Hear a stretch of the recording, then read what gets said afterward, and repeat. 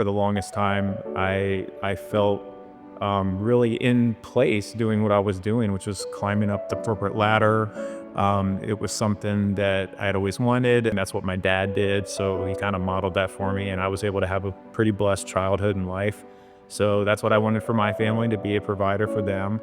And then, at some point, the things that I thought were important started to not seem so important.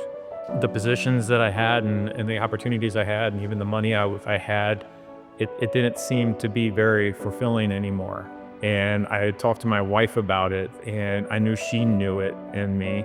And I remember she had made a comment to Pastor about, I think Matthew is called the ministry, but I was still afraid to say it at the time. To lead the career itself, and to pursue where I felt God was leading me in ministry, was saying goodbye to a lot of money, which obviously that's your resources are diminished. And I personally didn't have a fear about running on less for myself. But what did scare me was not being able to provide the type of life for my wife and children that my parents gave to me. I didn't know that we would be able to have the family vacation every year, or the bigger house or something like that, or wanting to get a couple jet skis or anything like that. I didn't think that, but I knew that obedience to God would lead to better things than even I could have prepared for myself or for my family.